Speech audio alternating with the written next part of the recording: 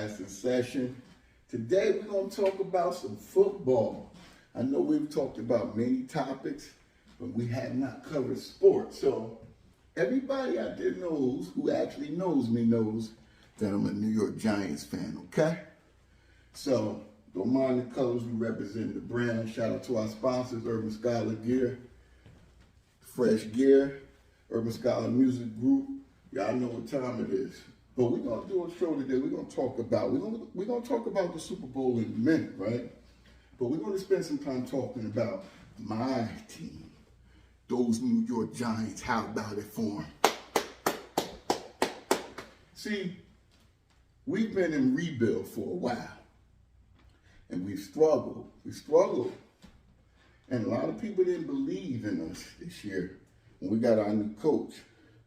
But now we got a real coach. Clap it up for that boy. Clap it up for Brian. So this is what we're talking about here. I wanted them to sabotage the season like they have been doing unwillingly the last 4 or 5 years. I've been very frustrated as a Giants fan, so there's no mistakes about that. But let's get one thing clear. I'm always going to be true blue, but I'm real. And I don't have any ownership, attachment. So sports is sports, right? And this is mostly, it's fun for me. When I argue with those cowgirls, those pigeons, and all those other people that's in the division, right? We're going to leave the Washington team or whatever the name is out of this one. They had a chance. Never mind. So back to those Giants. How about them boys, man? So listen, I thought, because we were still rebuilding and we didn't have any real starters, and even the starters we have are not like the top echelon players, right? I figured, damn, we got like our third string out there, practice squad all year. I figured, hey, new coach, we'll see what happens, right? Them boys came out there and started winning. Now, I was present for that cowgirl game at the stadium, on field, you know, VIP, you know how I do, right? And I actually saw that game and I watched them, and we had an opportunity at one point to actually beat those cowgirls. So I had declared that we probably was the worst team in our division. So I didn't have any expectations. But after going to that game and watching those boys out there rock, I said, wow, we got a real team here. We got a real coach, and they're well coached. So they NFL players, a well-coached team is a well-coached team. And y'all saw the outcomes, you know, our coach is that guy, coach of the year. Shout out to that boy, BD, in the building. So listen, I know those pigeons and those cowgirls, they were really upset with us because nobody expected us to really even play at the level we did or even get to the point to where we did. Shout out to the New York Giants, man. Yeah, listen, I didn't have any faith. I will be the first to tell you that. I didn't have any faith in y'all. But man, oh man, I was so proud because we overachieved. They didn't believe in us. God did. So I just want to say, hey man, hats off to those guys for playing their hearts out, making it past the first round. People say the wild card is not the playoffs. Listen, if your team was sitting at home during that weekend, that's the postseason. I don't want to talk about it, okay? That's the postseason. If your team was watching us, trash, okay? So let's get back to the season that the Giants had here. So listen, say what you want to say. Those boys did their numbers. They did what they were supposed to do, and we're super proud of them. Shout out to the Big Blue Nation out there. I know all my Big Blue friends, fans are proud. And listen, this was an awesome season. And even just to get to that point, like, who thought that we would be in that round? Nobody.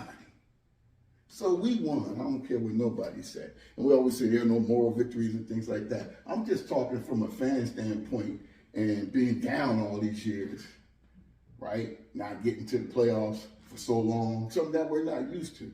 So all I'm talking about, we're not talking about, oh yeah, they this and that. No, I'm simply saying that, even though we messed up our picks. I really like what that coach did, that coaching staff did. And I'm just here to talk about that. So let's fast forward today. Now, those Pigeons played their asses off this year, right? And, you know, every, I don't know, what is it, decade or so, or less than a decade, maybe 5 or 6 years, you know, they come out with a good team, right? And they really never do anything. Like those Cowgirls. They got all these really good players, but can't seem to pull it together in the postseason when they do make it. So I believe the Cowgirls had about 4 wins in the last 25, 30 years, postseason wins. Like, that's, for the type of players y'all have the best players in our division. Y'all team is stacked. Y'all always had the best players, and y'all seem to can't really pull it together. I don't know what y'all problem is. I don't know who y'all mad at. And all this talk about we're haters. We're not haters. We're just facts. We're just talking facts. You guys have underachieved based on your personnel. That's all I'm saying. You know what I'm saying?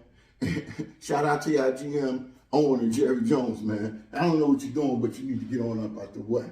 But them Pigeons, man, that boy Hurt, I would be the first to tell you, I did not believe in Hurts. I said, oh, that man, he's not going to turn the corner. He's not going to make it.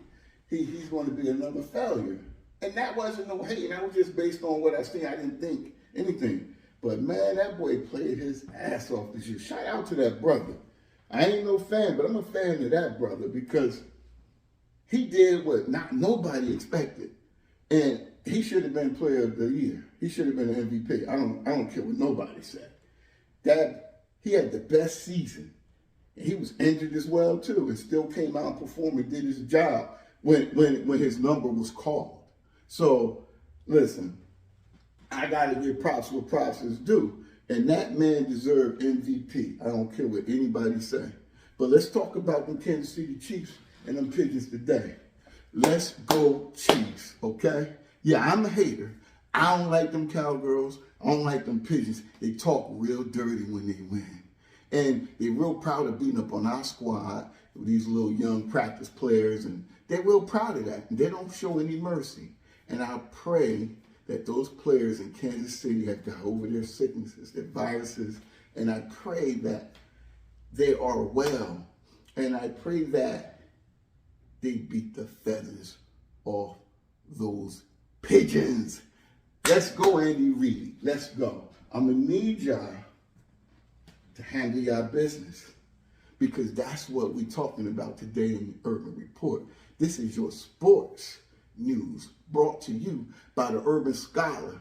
Shout out to Andy Reid for really being successful out there in Kansas City and leaving them Pigeons behind and taking his team to heights that they've never been.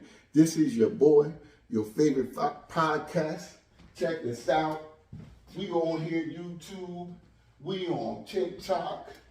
We on Instagram. We on Facebook, Twitter. We all over the place. Check us out. And remember, the future is Urban Scholar.